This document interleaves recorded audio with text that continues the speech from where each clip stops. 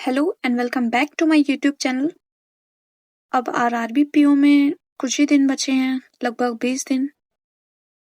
और मेरा जो शेड्यूल है वो चेंज हो रहा है। मतलब मैंने अपनी टाइमिंग दिन से शिफ्ट करके रात में करी है। तो इसको और अच्छे से करने के लिए मैं साथ साथ वीडियो भी बना रही थी, ताकि जब वीडियो बनाते हैं तो ऐसा लगता है कि हाँ, अच्छे से पढ़ें, अच्छे से करें, वरना क्या व्लॉग में दिखाएंगे, क्या करेंगे। बाकी शायद नॉर्मली करती तो हो जाता, उसमें कोई बड़ी बात नहीं है। लेकिन मेरा मन था कि मैं वीडियो बनाते के साथ करूं, क्योंकि मैं 2 दिन से ये ट्राई कर रही हूँ, ये नहीं हो रहा था। तो इसलिए मैंने व्लॉग बनाया हुआ है आज। तो बेसिकली कुछ प्रॉब्लम्स हुई थी, उसकी वजह से मुझे अब रात में पढ़ना पड़ रहा है। और दिन में मैं कम पढ़ पा रही हूँ, या बहुत डिस्टरबेंस है। तो मैं ट्राई करी थी कि मैं रात में पढूं। तो पिछले दिन जब मैं सोई थी, फिर मैं सुबह मैं 10 बजे उठी थी।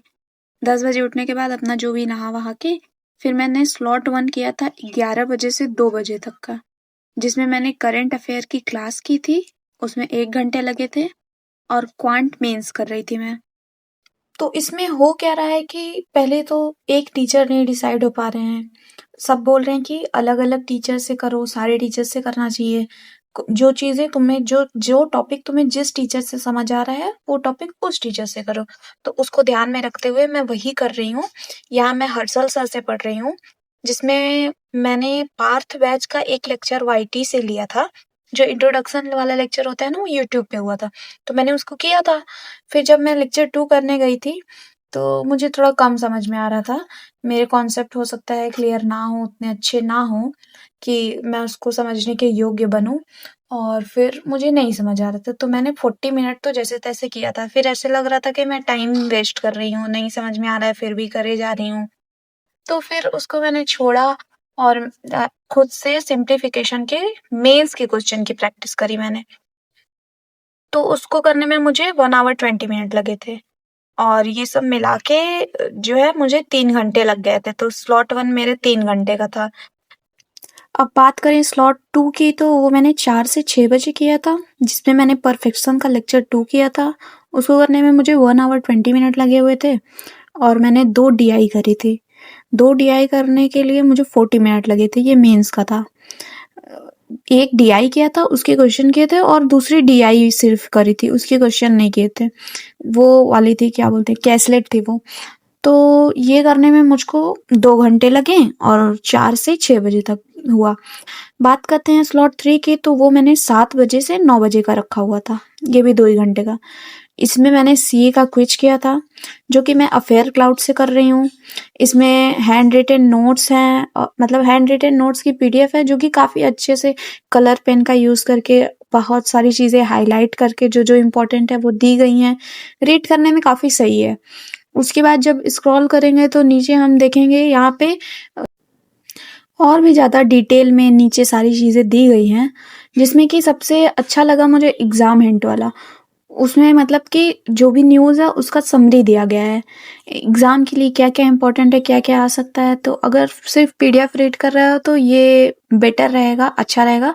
उसके बाद इसमें ये है कि जो 35 क्वेश्चन आए थे आईबीपीएस पीओ में, उसमें से 29 क्वेश्चन यहाँ से कवर हुए हैं, या तो हैंड रिटन वाले में से, या तो इनके न्यूज़ से, या तो क्विज से।